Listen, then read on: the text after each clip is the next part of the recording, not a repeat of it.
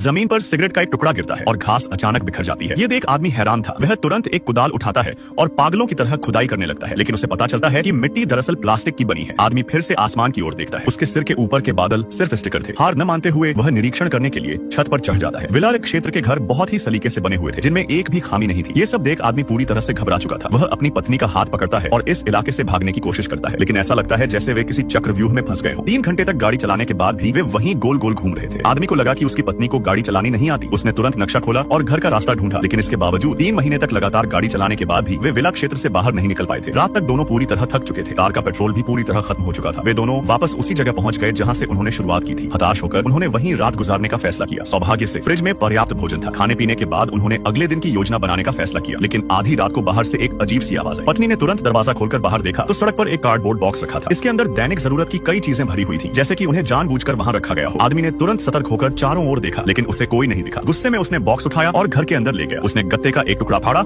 और उसे लाइटर से जला दिया। अंत में उसने पूरे घर में आग लगा दी। उसे लगा कि ऐसा करने से वह रहस्यमयी व्यक्ति सामने आ जाएगा, लेकिन अगली सुबह उसकी पत्नी को सड़क किनारे फिर से एक अजीब सा ब्लाइंड बॉक्स मिलता है। जब वह इसे खोलती है तो अंदर एक नन्हा बच्चा था। डिब्बे पर लिखा था, बच्चे को पालें और आजाद हो जाएं। अभी पति पत्नी इस सदमे से उबर भी नहीं पाए थे कि उन्होंने देखा कि जो घर कल रात पति ने जला दिया था वह आज सुबह फिर से ठीक हो गया है। लेकिन इससे भी ज्यादा डरावनी बात यह थी कि कुछ ही घंटों में वह बच्चा 6-7 साल के लड़के जितना बड़ा हो गया। इन अजीब घटनाओं के बाद अब उन्होंने सब कुछ सामान्य मान लिया था। उन्होंने डिब्बे पर दिए गए निर्देशों के अनुसार इस छोटे बच्चे को पालने का फैसला किया। हालांकि उन्होंने यहाँ से भागने की कोशिश कभी नहीं छोड़ी। खाना खाने के बाद पति सारा कूड़ा एक डिब्बे में भरकर सड़क पर रख देता था। कुछ ही देर में कोई आकर उसे ले जाता था, लेकिन उन्होंने कभी उस रहस्यमयी व्यक्ति का चेहरा नहीं देख गया। तभी पति को एहसास हुआ कि यहाँ की मिट्टी नकली है। उसे शक हुआ कि नीचे कुछ छिपा है और दोनों ने मिलकर जमीन खोदना शुरू कर दिया। थक जाने पर वे अपनी कार में सो जाते थे, क्योंकि वही एकमात्र चीज थी जो इस अजीब दुनिया का हिस्सा नहीं थी। अचानक पति ने देखा कि कार की बैटरी अभी भी काम कर रही थी। रेडियो पर बज रहे संगीत के साथ दोनों कार की रोशनी में नाचने लगे। लड़का उन्हें देखकर उनके साथ शामिल होना चाहता था, लेकिन उसने एक शरारत कर दी। उसकी वजह से आदमी जमीन पर गिर गया और उसका सिर कंक्रीट से जा टकराया। आदमी अब उस लड़के से नफरत करने लगा था। इतना ही नहीं, खाना खाते समय लड़का अजीब आवाजें निकालता था। अपनी पत्नी को परेशान होते देख पति का गुस्सा फूट पड़ा। उसने लड़के का खाना दीवार पर फेंक दिया और उसे कार में बंद कर दिया ताकि वह उसे भूखा रख सके। उसने सोचा कि अगर रहस्यमयी लोग इस लड़के की परवाह करते हैं तो वे उसे बचाने जरूर आएंगे। लेकिन तभी पत्नी का ममता भरा रूप जागा